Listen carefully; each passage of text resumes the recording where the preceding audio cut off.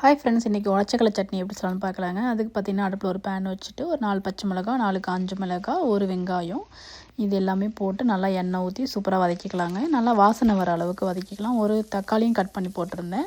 வெங்காயம் நல்லா வதங்கணும்னு பார்த்திங்கன்னா அதையும் போட்டு கொஞ்சம் நேரமாக வதக்கி விட்டுக்கலாம். அடுத்தா பார்த்திங்கன்னா ஒரு 3 கை அளவுக்கு உடச்சக்கடலை இதையும் பார்த்திங்கன்னா கொஞ்சம் நேரமாக வதக்கிக்கலாம். ஒரு துண்டு இஞ்சும் போட்டிருக்கேன், நல்லா வாசனையாக இருக்கும் அதுக்காக. அதுக்கப்புறமா கொஞ்சம் நேரம் வதங்கணும்னு பார்த்திங்கன்னா ஒரு கை அளவுக்கு தேங்காய் பூ, அதுக்கப்புறம் கொஞ்சமாக கொத்தமல்லி இது எல்லாமே போட்டு நல்லா மிக்ஸ் பண்ணி மட்டும் கொடுத்துக்கலாம். ரொம்ப நேரம்லாம் வதக்க தேவையில்லை. அடுப்பை ஆஃப் பண்ணிவிட்டு கொஞ்சம் நேரமாக மிக்ஸ் பண்ணி கொடுத்துக்கலாங்க. இந்த சட்னி பார்த்திங்கன்னா கொஞ்சம் தண்ணியாக வைக்கணும்.